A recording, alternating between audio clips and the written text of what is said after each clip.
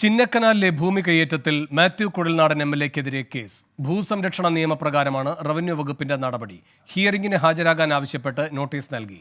ആധാരത്തിലുള്ളതിനേക്കാൾ 50 saint സർക്കാർ അധിക ഭൂമി കയ്യേറിയതിനാണ് കേസ്. വിഷ്ണു സുരേഷ് ഇടുക്കിയിൽ നിന്ന് കൂടുതൽ വിവരങ്ങളുമായി ചേരുന്നു. വിഷ്ണു, എന്തൊക്കെയാണ് ഈ ഹിയറിംഗ് ആവശ്യപ്പെട്ടുകൊണ്ട് നൽകിയ നോട്ടീസിൽ റവന്യൂ വകുപ്പ് പറയുന്നത്?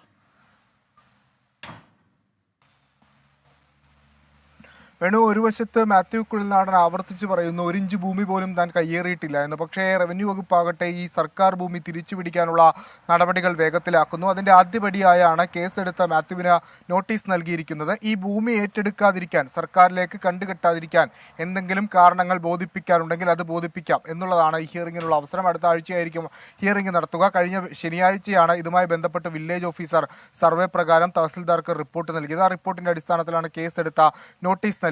ഇത് മാത്യുവിനെ സംബന്ധിച്ചിടത്തോളം ഒരു വലിയ തിരിച്ചടി തന്നെയാണ്. കാരണം കഴിഞ്ഞ കുറച്ച് ദിവസങ്ങളായി താൻ ഭൂമി കയ്യേറിയിട്ടില്ല എന്ന് മാത്യു ആവർത്തിക്കുന്നു. പക്ഷേ റവന്യൂ വകുപ്പ് കൂടുതൽ തെളിവുകൾ നിരത്തുന്നു, കണ്ടെത്തലുകൾ നടത്തുന്നു.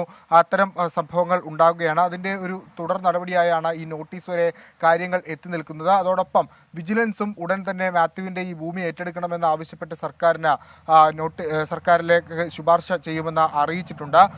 ഇനി ഇതുമായി ബന്ധപ്പെട്ട് ഈ ഭൂമിയുടെ ചുറ്റളവിലുള്ള ആളുകളുടെ അവരോട് വിവരങ്ങൾ ചോദിച്ചറിയും.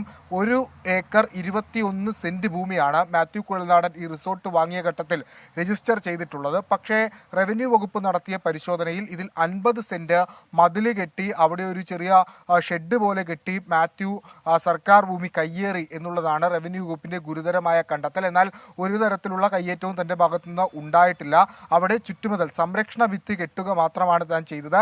അതങ്ങനെ ചെയ്തില്ലായിരുന്നെങ്കിൽ ആ ഭൂമി പൂർണ്ണമായും ഇടിഞ്ഞ നിലത്തേക്ക് വരുമായിരുന്നു. എന്നാൽ അതെല്ലാമാണ് മാത്യുവിന്റെ ഭാഗത്തുനിന്ന് വരുന്ന വിശദീകരണങ്ങൾ. ഈ വിശദീകരണങ്ങളായിരിക്കും മാത്യു ലാൻഡ് റവന്യൂ കമ്മീഷന് മുമ്പിലും പറയുക. അത് ഏതെങ്കിലും തരത്തിൽ കൂടുതൽ നിയമ നടപടിയിലേക്ക് മാത്യു പോകുമോ എന്നുള്ള കാര്യത്തിലും നിലവിൽ വ്യക്തത വന്നിട്ടില്ല. മാത്യുവിന്റെ ഒരു പ്രതികരണമാണ് ഇതിൽ ഏറ്റവും നിർണായകമാകുക. അദ്ദേഹത്തിന്റെ ഭാഗത്ത് പ്രതികരണം ഉണ്ടാകുമെന്ന് തന്നെയാണ് നമ്മൾ പ്രതീക്ഷിക്കുന്നത്. വേണു.